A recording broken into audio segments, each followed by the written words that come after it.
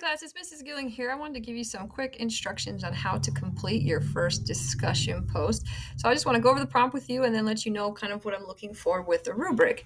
So in this lesson, you looked at a hypothetical case involving Kyle. Here's the information from the original case in case you forgot. And then you'll see right here all of the situation, the hypothetical situation that Kyle was in it.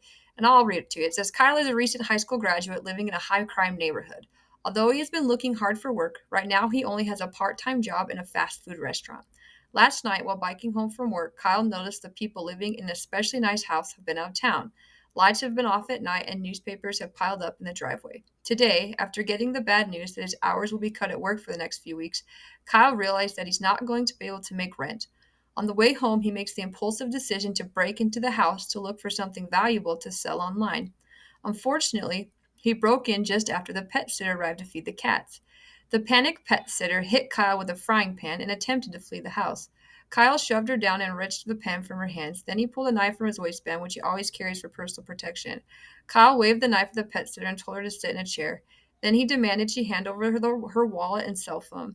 The pet sitter gave Kyle the items and begged him to let her go. Kyle promised not to hurt her, but said he could not let her go yet and duct taped her to the chair. While she was restrained, Kyle rummaged through the house, stuffing jewelry and electronics into his backpack. He also took the cash from the pet sitter's wallet, but left her wallet and phone on the counter out of her reach. Before he left, he apologized for frightening her, cutting one of her hands free, and left her with a pair of scissors so she could finish freeing herself.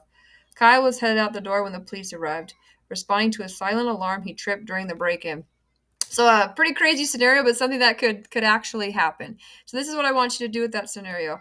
And make sure to answer the following questions in at least 3 sentences. So number one, if you were the prosecutor in Kyle's case, what charges would you choose to file against Kyle? So what do you think? What crimes do you feel he committed in this situation? Number two, would you choose misdemeanor or felony level crimes? Do you think they were just kind of basic level crimes? Do you think these were, top high tier crimes?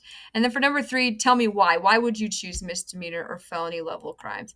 And here's the rubric we're going to use for this one.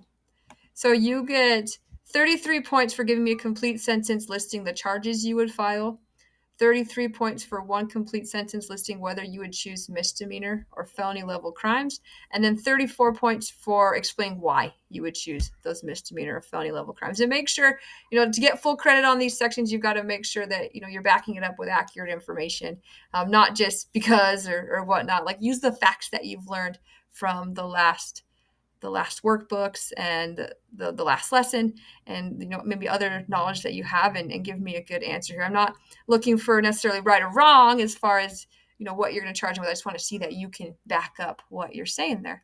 So remember, complete sentences, remember to answer thoroughly so you can get all of your points. If you have any questions, feel free to reach out. Thanks.